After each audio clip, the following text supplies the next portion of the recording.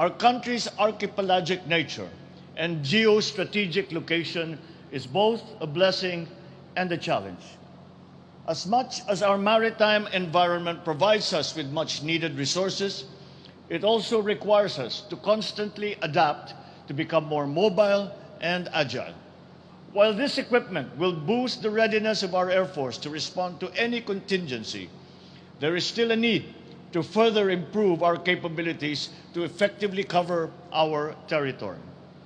Equally important is to ensure the airworthiness of Air Force assets and the corresponding training of crew and personnel to guarantee the safety of all.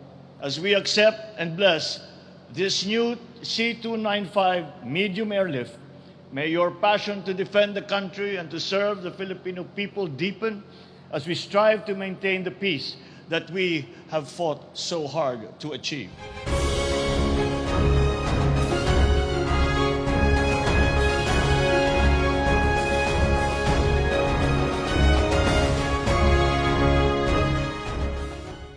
C295 aircraft na ating i-accept ngayon sa Philippine Air Force at magkakaroon tayo ng blessing ay isang acquisition natin under AFP Modernization Horizon 2. Ito ay isa sa tatlong C295 aircraft na i-acquire natin.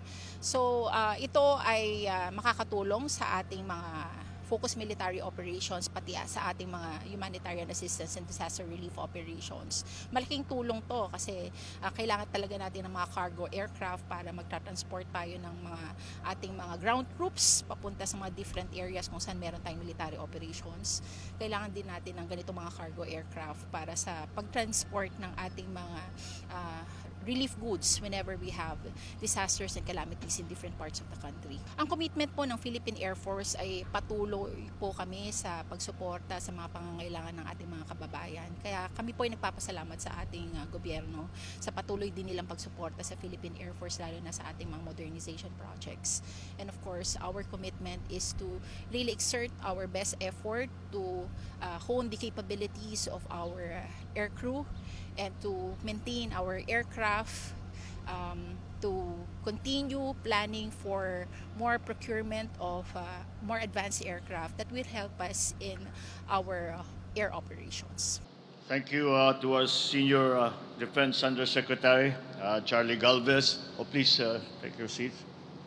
His Excellency Miguel Utray Delgado, the Ambassador of Spain to the Philippines, the Chief of Staff of the Armed Forces of the Philippines, General Andy Centino, the Commanding General of the Air Force, Lieutenant General Stephen Pareño, the officers, men and women of the Armed Forces of the Philippines, my colleagues in government, our partners in the Airbus Defense and Space, ladies and gentlemen, good afternoon.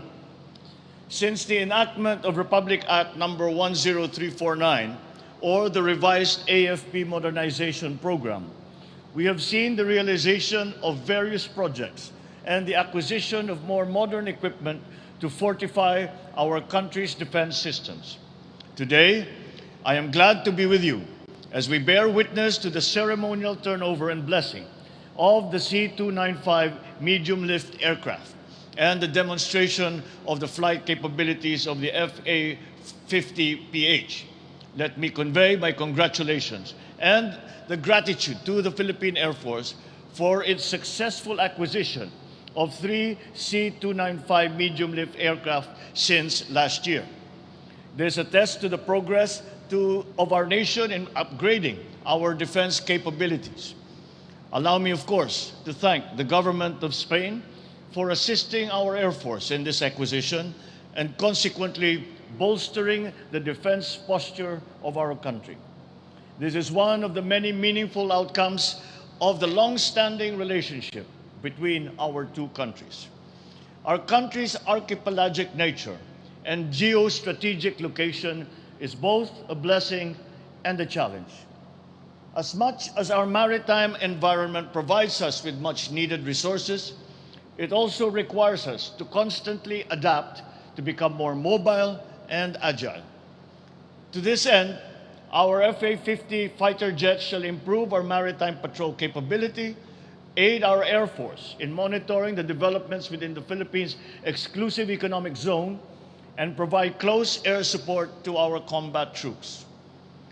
The country is also challenged by various climate-related hazards, which can potentially paralyze government and business operations. In these moments, the AFP is called on to do more. Through the additional C295 aircraft, the AFP will be able to provide more responsive support to government agencies, especially in emergency situations, and on humanitarian assistance and disaster response operations. While this equipment will boost the readiness of our Air Force to respond to any contingency, there is still a need to further improve our capabilities to effectively cover our territory. Equally important is to ensure the airworthiness of Air Force assets and the corresponding training of crew and personnel to guarantee the safety of all. Hence, it is this administration's will to remain steadfast in pursuing our modernization efforts. As we accept and bless this new C295 medium airlift, may your passion to defend the country and to serve the Filipino people deepen as we strive to maintain the peace that we have fought so hard to achieve. And also with a demonstration of the flight capability of the FA-50, we can all look forward to the greater heights of the Philippines that the Philippines will reach in the years to come. Once again, congratulations, maraming salamat, at mabuhay po tayong lahat. Thank you, sir, for that very inspiring message.